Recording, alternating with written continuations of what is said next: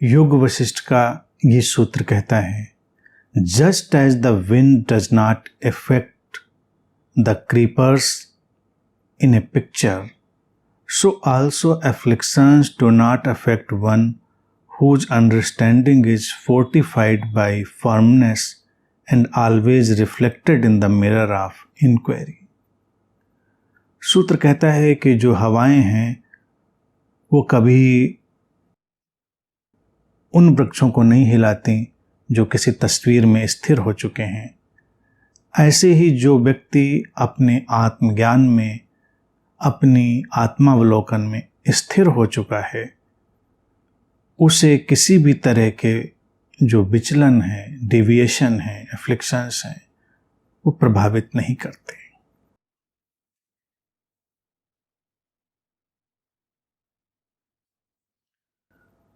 आत्मावलोकन के दर्पण में दृढ़ता से जो व्यक्ति स्थिर हो गया है,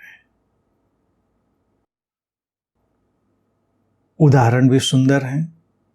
हवा चलती है तो प्रभावित किसे करती है? जो वृक्ष सामने दिख रहे हैं उनको। अगर वो तस्वीर में हो, ठहरे हुए हों, तो वो उनको कहाँ प्रभावित करेंगे?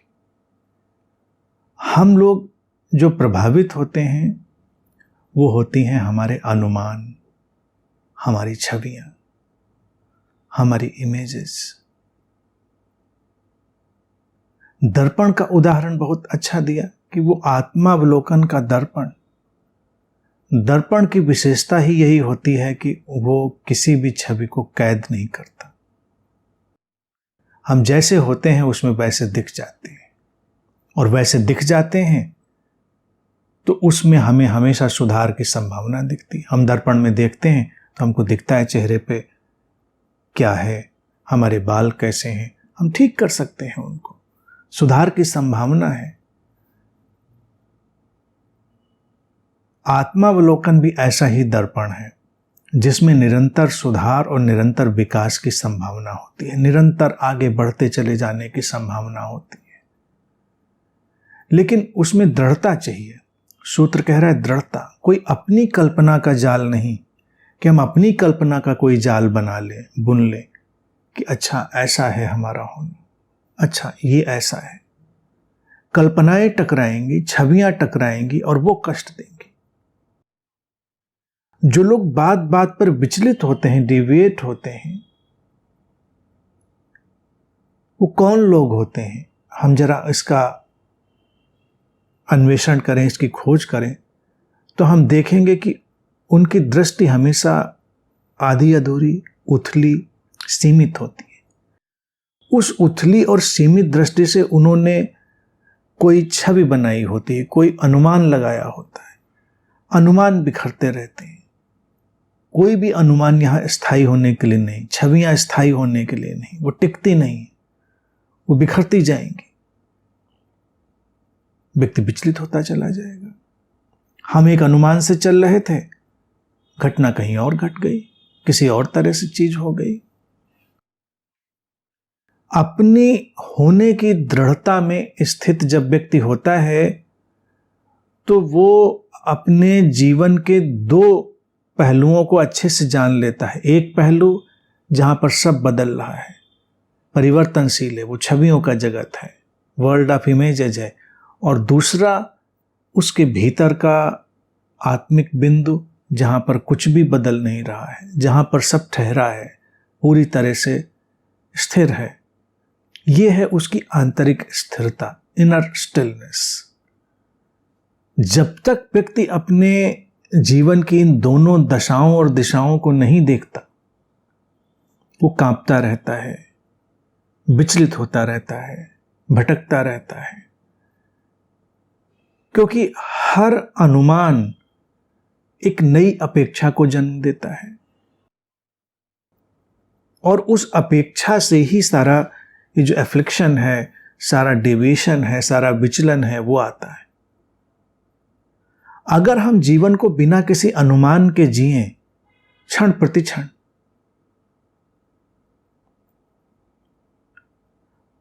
तो जीवन सुंदर हो जाएगा। जैसे हम दर्पण में जब देखने जाएं और तब हमने कोई अनुमान लगाया हो कि दर्पण हमको ऐसा दिखाएगा और दर्पण हमको वैसा ना दिखाए तो हम दर्पण को तोड़ने में लग जाएं कि दर्पण बेकार है। अपने चेहरे पर हम कालिक पोते हैं और दर्पण में देखने जाएं और अनुमान लगा रहे हों, कल्पना कर रहे हों कि हमारा चेहरा तो बहुत ही दिव्य दिखाई देगा, और हम देखें कि हमारे चेहरे पे तो कालिक पुती हुई है। फिर हमको लगे कि ये तो दर्पण की गलती होगी। हमारा अनुमान फिर हमको ब्लाइंड बनाता, अंधा बना देता है। दर्पण की गलती होगी, दर्पण को तोड़ेंगे। भारतीय दर्शन में इसीलिए गुरु को भी दर्पण की तरह बताया गया है। गुरु जो होता है वो दर्पण की तरह होता है। उसके सामने हम जाएंगे तो जैसे होंगे वैसे झलकेंगे, अनुमान काम नहीं आएंगे। आप अनुमान लेकर चले आ रहे हैं कि बस गुरु देखेगा और सर्टिफिकेट पकड़ा देगा हमको। अरे तुम्हारा ही तो इंतजार कर रहे थे, कहाँ गायब थे इतने दिनों से? ओहो हो, बड़ी देर कर दी आते आते। और हम गदगद हो जाते हैं, कमाल है, पहचान लिया गुरुजी ने हमको। कई गुरु लोग ऐसे गिमिक्स भी करते हैं, ऐसे खेल भी करते हैं, और कई से उसके लपेटे में आ जाते हैं और जीवन भर नाचते रह जाते हैं। लेकिन जो वास्तविक गुरु है वो हमारे अनुमानों को हवा देने के लिए नहीं बैठा है, वो तो दर्पण की तरह है। वो तो हमें हमारे जीवन की वास्तविकता से रूबरू कराने के लिए बैठा है। हम उसके सामने जाएंगे, हम जैसे हैं वैसे झलक जाएंगे। चेहरे पे कालिक पुती है तो वो दिख जाएगी, चेहरा साफ है तो दिख जाएगा।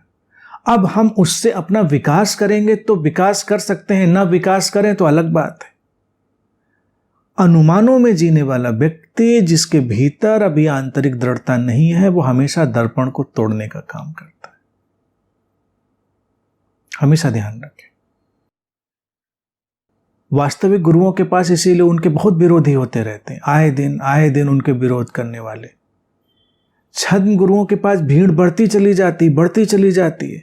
तो कई बार लोगों को लगता है कमाल है भाई, कितनी भीड़ बढ़ रही है।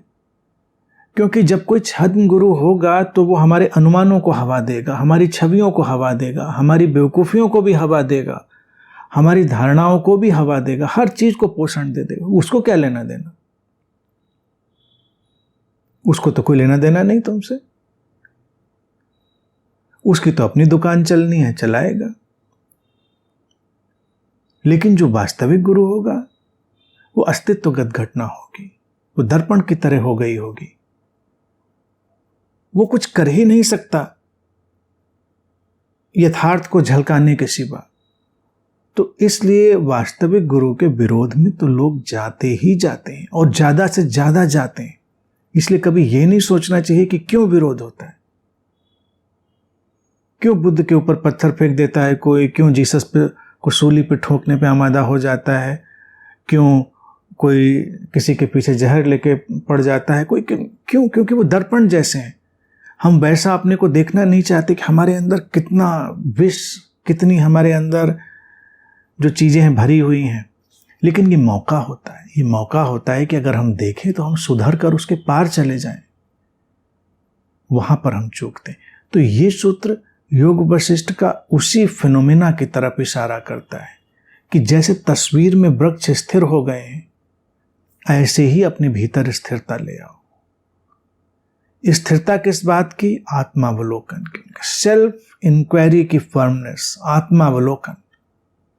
हम अच्छे से इंक्वायरी करेंगे, देखेंगे। हम एक फल भी काटते हैं तो देखें कितना इंक्वायरी रखते हैं। फल को काटते समय हम देखते हैं कि उसमें कीड़े तो नहीं हैं। कीड़े वाला फल फिर हम नहीं खाना चाहते। सब्जी काटते हैं, कितना अवलोकन रखते हैं, ऑब्जर्वेशन रखते हैं, कीड़ा तो नहीं है। हम कल्पना या अनुमान लगा के तो नहीं बैठते, नहीं सब्जी में कोई कीड़े नहीं होते, और कीड़े हैं तो ये देवदूत हैं, स्वर्ग से आए हुए देवदूत हैं। तो उनको अलग प्लेट में सजा के रख देते हैं, रोली बंधन लगा के। कीड़े बैठे हुए हैं, ये हाथ पैर जोड़ लेते हैं उनको, जय कीड़ा देव। हम फेंक देते हैं। तो वो अवलोकन हम अपने सामान्य जीवन में भी रखते हैं, लेकिन अगर हमारे अंदर कीड़े निकल आए तो हम क्या करेंगे? कीड़े तमाम तरह के, महत्वाकांक्षाओं के, तरह तरह की वासनाओं के, मूर्खताओं के। दर्पण उन सबको दिखाएगा। हो सकता है हम अपने कीड़ों को भी देवदूत बनाकर अपने मन के किसी तस्तरी में सजा दें, या फिर हम उल्टा काम करें कि कीड़ा तो हो ही नहीं सकता था, इस दर्पण ने कीड़ा दिखाया कैसे? तो दर्पण को तोड़ना जरूरी है। अब इसको दूसरे पहलू को देखें, गुरु से इस बात को हटा लें तो दूसरा पहलू आ जाएगा कि एक गुरु तो हमारे भीतर भी है। बाहरी गुरु तो हमारे आंतरिक गुरु का ही विस्तार होता है ना। हम अपने अंतरतम के गुरु को भी तोड़ देते हैं, क्योंकि जो अंतर्दृष्टि और जो हमारी सचेतनता हमको हमारे वास्तविकता का दर्शन करा सकती थी, हम उसको धीरे धीरे तोड़कर समाप्त कर देते हैं। अब हम एक अलग सी काल्पनिक हवाई दुनिया में जीने लगते हैं, अपनी ही एक ऐसी भ्रमपूर्ण दुनिया जिसमें हम जैसा सोचते हैं हमको लगता है वैसा ही है। अनुमानों, कल्पनाओं, धारणाओं, मान्यताओं की दुनिया खतरनाक होती है। सेल्फ इंक्वायरी जिसकी बात योग वशिष्ठ कह रहे हैं, रमन महर्षि जी भी इसको बार बार कहते रहे, हु एम आई की जैसे बात उठाई, ये कोई धार्मिक कवायद नहीं है। इसका किसी संगठित धर्म से कोई रिश्ता नहीं है कि इससे कोई हमको धार्मिक स्थिति उपलब्ध होने वाली है। इससे जीवन की वास्तविकता हमारे सामने आने वाली है। जीवन की वास्तविकता बहुत सुंदर है, सच्चिदानंद है, वो अकल्पनीय है, वो आनंद का स्रोत अकल्पनीय है। लेकिन पहले हम स्वयं के ऊपर जमी धूल को दर्पण में देख तो पाए, उसको पहचान तो पाए। एक बार अगर हम पहचानेंगे तो बाहर फिर हवाएं कितनी भी आए, बाहर की स्थितियां कितनी भी विषम विपरीत लगें, हम कांपते नहीं, हम विचलित नहीं होते, क्योंकि हम जानते हैं कि जो है, जो डिविएशन, जो विचलन है, वो किसी न किसी कारण से है। वो किसी परिमार्जन के लिए है, किसी निखार के लिए। अगर कोई आंधी किसी वृक्ष को हिलाती है तो उसको उखाड़ने के लिए ही नहीं, उसको सशक्त बनाने के लिए भी। जिन वृक्षों ने किसी आंधी का सामना नहीं किया वो कमजोर हो जाते हैं। जिन वृक्षों ने आंधियों का सामना किया होता है वो सशक्त हो जाते हैं, वो निपटना सीख जाते हैं, वो कौशल और कला सीख जाते हैं कि कैसे अविचलित रहना सीखा जाए। और आंधियों में भी जब वृक्ष अविचलित रहना सीखते हैं तो क्या सीखते हैं? नमनीयता, लचीलापन। मनुष्य के जीवन में क्या होगा? वो ह्यूमिलिटी, विनयशीलता। इसलिए धार्मिक व्यक्ति का सबसे महत्वपूर्ण लक्षण होगा उसकी विनयशीलता, ह्यूमिलिटी। वो लचीलापन ही उसको बाहर की आंधियों से बचा लेगा। झुकेगा फिर अपनी जगह पर आ जाएगा। आत्मावलोकन, सेल्फ इंक्वायरी, हु एम आई की सर्च व्यक्ति को अधिक से अधिक नमनीय बनाती चली जाती है, अधिक से अधिक हम्बल बनाती चली जाती है, विनम्र बनाती चली जाती है। और यही पहचान होती है। एक आत्मोपलब्ध व्यक्ति की पहचान ही क्या होती है? लचीले नमनीय वृक्षों जैसी। वो लचीले नमनीय वृक्षों जैसा है। कोई आक्रमण नहीं, कोई आघात नहीं, कोई धक्का नहीं, अहंकार का कोई भी चुभता हुआ कांटा नहीं, एक अखंडित विनम्रता की धारा, एक अल्टीमेट ह्यूमिलिटी। तो ये सूत्र उस विनयशीलता को, अपने भीतर के दर्पणत्व को, दृढ़ता को, जीवन की परिवर्तनशील अपरिवर्तनशील स्थितियों को जानकर अपरिवर्तनशील में ठहर जाने को और निरंतर इस बात को छोड़ते चले जाने के लिए कि मैं क्या नहीं हूँ। छवियों अनुमानों के जगत से बाहर हो जाने के लिए है, स्वयं में ठहरने के लिए है, और जितनी भी काल्पनिक दुनिया है जिसको हमने रचा है अपने अनुमानों से, उससे बाहर हो जाने के लिए।